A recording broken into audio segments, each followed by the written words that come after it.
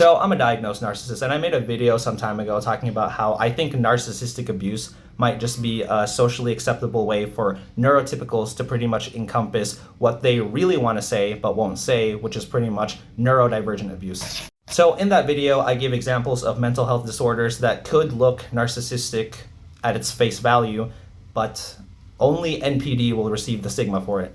What I think that video lacks, and therefore I'm making it now, is this idea of, oh, most narcissists wouldn't even go to therapy, or, oh, untreated narcissists do a lot of damage.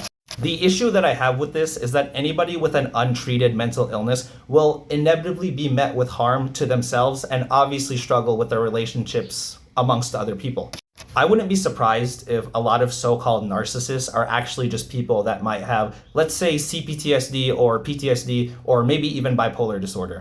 Someone with some kind of PTSD could obviously have triggers that a lot of regular people would not necessarily understand. And you've heard it before that being around a narcissist is, sort of like walking on eggshells. So that's a very blurry line, I feel, for most people.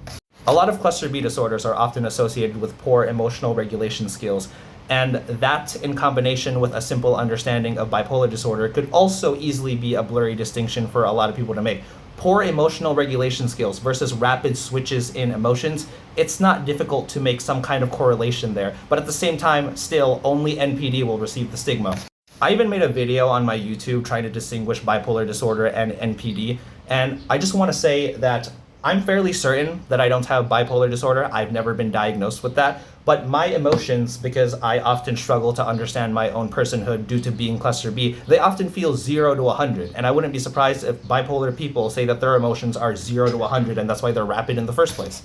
If you want to talk about untreated people as narcissists, then you're pretty much armchair diagnosing. If you're armchair diagnosing, then you're pretty much undermining the need for professionals to make qualified evaluations in the first place.